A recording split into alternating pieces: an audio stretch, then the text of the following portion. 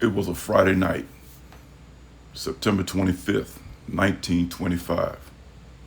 Gangster Spike O'Donnell is loitering on a corner on 63rd and Western Avenue in Chicago, Illinois. He hears somebody yell out to him, "Hey, Spike!" And then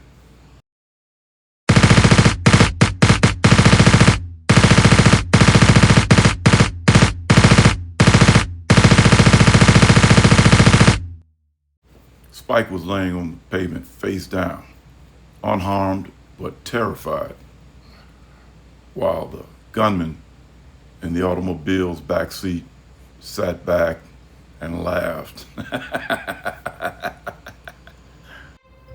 Welcome back to James on the Mob. I'm James Jenkins, your host and narrator. Today we discuss that man laughing in the back seat. He has just introduced the weapon most associated with Prohibition in the Jazz Age, the Thompson machine gun. His name is Frank the Madman McErlane. Described as the most brutal gunman who ever pulled a trigger in Chicago from the Illinois Crime Survey, McErlane is widely credited with introducing the Thompson submachine gun to the city's underworld, a tactical innovation that fundamentally escalated the violence of the period. Leading the Saltus McErlane gang in partnership with Joseph Saltus, he strategically allied with the formidable Johnny Torrio Al Capone-led Chicago outfit, playing a pivotal role in the brutal beer wars against rival bootleggers such as the Southside O'Donnell gang. Despite his involvement in numerous killings, McErlane displayed an uncanny ability to evade murder convictions, a testament to the corruption and intimidation prevalent in the era's legal system. His latter years were marked by a severe decline into alcoholism and mental illness, culminating in erratic behavior, the horrific murder of his common-law wife and her 2 dogs, and his eventual death from pneumonia. McErlane's life and actions offer a chilling illustration of unchecked power and the devastating personal toll of a life steeped in violence, leaving behind a dark and feared legacy within the annals of Chicago organized crime. Frank McErlane was born in Chicago, Illinois in February of 1894. His immersion in the city's criminal subculture began at an early age, well before the advent of Prohibition. His first recorded criminal offense occurred in 1911 when he was just 17 years old. This initial arrest led to his conviction in June of 1913 for involvement in an automobile theft ring, resulting in a sentence to Pontiac prison. This early engagement in property crime suggests an established familiarity with Chicago's criminal elements from his youth. And upon his parole in March 1916, McErlane's trajectory quickly escalated him into more serious offenses. Just 8 months after his release, he was arrested as an accessory in the murder of Oak Park police officer Herman J. Mallow Jr. He was sentenced to a year in Joliet prison for this charge. And during this incarceration, McErlane demonstrated a defiant spirit, attempting to escape from Joliet but being caught, which added another 2 years to his sentence. These early experiences, including his first arrest at 17 and subsequent charges for car theft and accessory to murder, reveal that McErlane was already deeply involved in criminal activities long before the Prohibition era. The accessory to murder charge, particularly one involving a police officer, underscores an early disregard for both human life and legal authority, serving as a precursor to his later reputation for extreme brutality. His repeated attempts to escape prison further highlight a defiant and nonconformist personality, unwilling to submit to the constraints of the legal system. Such an early and extreme exposure to violence and lawlessness likely desensitized him and reinforced a criminal identity, effectively preparing him for the ruthless and high-stakes world of bootlegging that was soon to emerge. With the onset of Prohibition, Frank McErlane quickly capitalized on the new opportunities presented by the illegal alcohol trade. Shortly after the law's enactment, he formed a gang with his partner, Joseph Polak Joe Saltus. Saltus, of Slavic descent, was commonly referred to as a Polak in Chicago's vernacular. Their criminal operations were primarily concentrated in the back of the yards section on the south side of Chicago. The Saltus McErlane gang established a significant presence in their chosen territory, notably operating as the farthest south that a gang operated within that was not being supplied by Torrio. This indicated a degree of independence in their bootlegging activities, with Saltis personally supplying their network of speakeasies from his own breweries. Despite this operational autonomy, their fiercely independent gang soon found itself in direct conflict with neighboring criminal factions. A crucial strategic move for McErlane and Saltis occurred in 1922 when they forged an alliance with the formidable Johnny the Fox Torrio, Al Capone's Chicago outfit. This alliance was not merely a casual partnership, but a strategic imperative in the highly competitive and violent bootlegging market that Torrio had meticulously organized by dividing Chicago into various territories. While the Saltis McErlane gang maintained their own breweries and a degree of operational independence, their alignment with the outfit provided vital protection and a recognized standing within the larger criminal ecosystem. This strategic collaboration demonstrates a sophisticated understanding of organized crime as a business, requiring not only the capacity for violence, but also the ability to form alliances, secure territorial sovereignty, and protect investments. McErlane's recognized status within this broader criminal structure was further evidenced by his listing as a Saltis McErlane gang boss, Chicago, at the Atlantic City Conference in May 1929, an early and significant underworld summit. The relative calm that characterized the early years of Prohibition in Chicago was shattered by the outbreak of the Great Beer War in 1923. Johnny Torrio had previously established a system of territorial division across Chicago and its surrounding areas, aiming to minimize conflict among the various bootlegging operations.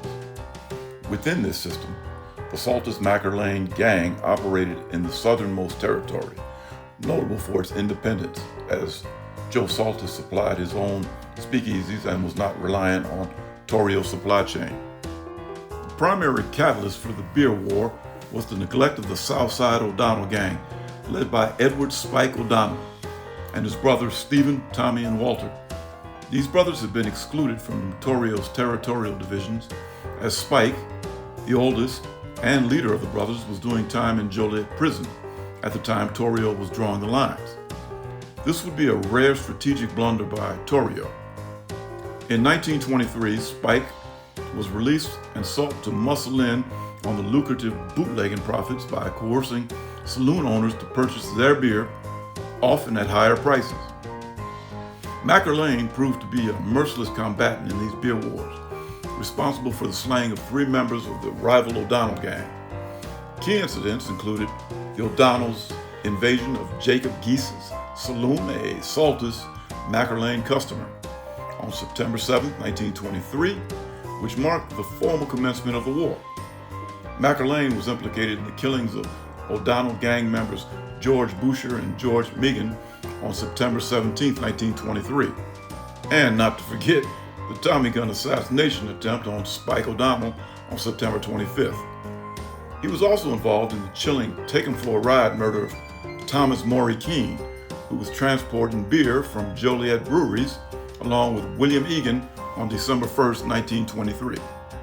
Initially, the Saltis McErlane gang and the Ralph Sheldon gang, despite a mutual animosity, united against the O'Donnells due to their abutting territories and shared threat. However, this fragile peace dissolved by the spring of 1925, leading to open warfare between Saltis McErlane and Sheldon, creating a volatile 3-way conflict that also continued to involve the O'Donnells. McErlane was sought by police for the murders of Sheldon gangsters Frank De Laurentiis and John Tutello, who were perceived as cutting in on the McErlanes. The beer wars were not merely random acts of aggression, but a brutal struggle for economic dominance. McErlane's ferocity and his introduction of the Tommy gun in 1925 were strategic assets in securing and defending these territories and their associated profits. Alliances were formed not out of loyalty, but out of temporary strategic necessity, often against a common enemy or for mutual gain. Frank McErlane's criminal career was punctuated by frequent arrests and charges for a wide array of offenses. Yet he maintained a remarkable ability to evade conviction for his most heinous crimes. His rap sheet commenced in 1911, and throughout his life he faced numerous arrests for crimes including car theft, accessory to murder, robbery, assault to murder, assault to kill, burglary, and aiding a prison escape. He was indicted in 1923 for the double killing of gangsters Megan and Butcher and was a prime suspect in 2 other murders. And despite being alleged to have murdered at least 9 men, a woman, and 2 dogs, and his liquor gang being responsible for 15 murders by 1926, McErlane never did any time for murder. Cases against him were frequently nolle prost, meaning the charges were dropped. A striking example is his acquittal for the murder of attorney Thaddeus S. Fancher in 1927 in Crown Point, Indiana. McErlane, drunk, had killed Fancher with a single pistol shot to the head and at random on a dare by 2 other equally drunk companions. Yet he was acquitted after the state's main witness was murdered and other testimonies were significantly altered. This highlights the pervasive corruption and intimidation tactics employed by the gangsters. In 1927, Frank McErlane's high profile and perceived threat to the public order were officially recognized when he was placed 16th on Chicago's 28-member Public Enemies list, a roster headed by Al Capone. McErlane's ability to repeatedly evade murder convictions, despite his notorious reputation and numerous alleged killings, is not merely a series of unfortunate circumstances, but it represented a profoundly compromised legal system. McErlane was labeled the most brutal gunman and placed on the Public Enemies list, clearly indicated that law enforcement and the public were well aware of his prolific killing, yet he never served time for murder. While McErlane was always known for his brutality, his chronic alcoholism progressively eroded his mental and physical state, leading to increasingly erratic and self-destructive behavior. He was known to drink too much of what he sold and frequently slip into alcoholic psychosis. The years of heavy drinking had taken a significant toll on his mental faculties. This guy was coming off the chain. The deterioration manifested itself in a series of increasingly violent and unpredictable incidents. On June 8, 1931, an intoxicated McErlane, while driving down South Shore Drive with his sister, was observed shooting up the block with shotgun blasts, shooting at imaginary foes. This incident led police to filing 5 simultaneous charges against him: drunk and disorderly, carrying a concealed weapon, firing a shotgun indiscriminately, driving with forged license plates, and get this, biting his own sister's cheek. In another instance, after being apprehended by police, following one of his drunken rampages, he claimed to have seen a large army of green snakes and pink elephants attempting to bump me off, but I beat him to it. A clear indication of severe alcoholic hallucinations. Now here's where it just gets downright nutty. The climax of his alcohol-fueled decline was the brutal murder of his common-law wife and her dogs.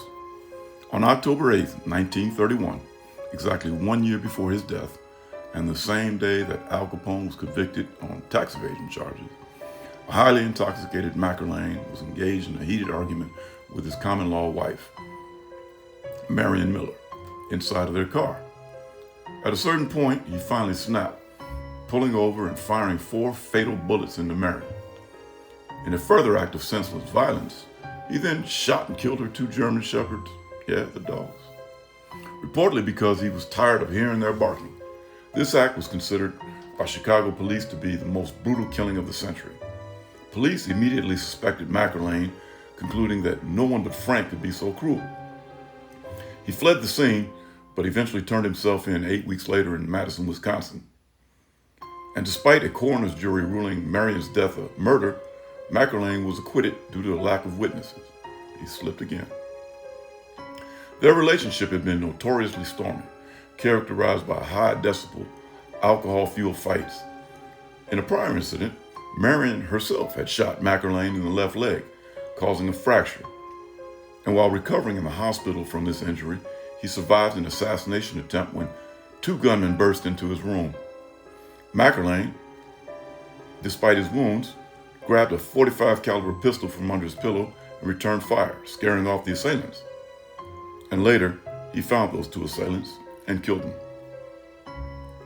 The fact that McErlane's remaining underworld associates raised a retirement fund of several $1,000s in order to get rid of the dangerously unstable gunman illustrates that even within the brutal world of organized crime, there are limits to tolerance for unpredictability and self-destructive behavior, particularly when it draws unwanted police attention or poses a threat to the organization's stability. Following the murder of his common-law wife and her 2 dogs, McErlane relocated to a lavishly furnished houseboat situated on the Illinois River in Beardstown, Illinois, where he lived with his mother. This marked his effective retirement from the active Chicago criminal scene. In the fall of 1932, McErlane's health rapidly deteriorated. He was admitted to Schmidt Memorial Hospital in Beardstown on October 4th. And during his final days, he lapsed into a profound delirium, screaming at times, "Don't let them take me for a ride!" and exhibiting intense paranoia, fearing his enemies.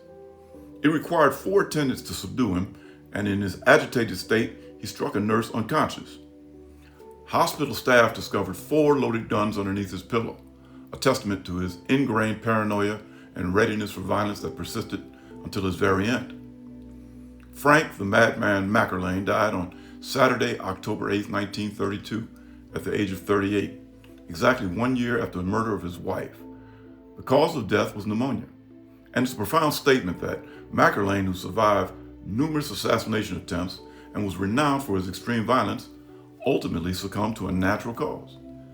This highlights that despite all the bullets and gang wars he navigated, his own internal struggles, particularly his severe alcoholism and the resulting physical decline, ultimately claimed his life, rather than violent external forces he constantly confronted. The circumstances surrounding his burial further underscore his feared reputation. Considered a pauper at the time of his death, he was interred in a cheap coffin. His funeral was described as hurried and quick, attended by a small procession of only 9 cars. He was ultimately buried in Holy Sepulchre Cemetery in Alsip, Illinois, a suburb just south of Chicago. I pass it every day. So goes the story of Frank the Madman McErlane. The fact that McErlane's family felt compelled to conceal his funeral location due to fears that enemies might harm his body speaks volumes about the enduring fear he instilled in others. Even in death, his reputation for brutality and the sheer number of enemies he accumulated meant that his physical remains were not safe. And who won the beer war? Well, by 1934-35, most of the once independent bootleg gangs like the O'Donnells, the Ralph Shelton Gang, and the Saltus McErlanes were either absorbed by the ultimate winner, the Chicago outfit, or they disappeared into history. So let me know in the comments below. Do you think Frank the Madman McErlane would have, if he had lived longer, been finally brought to justice? Or would his death have come at the hands of fellow mobsters? I'm James, and if you've enjoyed this episode, hit that like button and subscribe, and stay tuned for another episode of James on the Mob. And remember, life is short, so don't whack it off. See yous.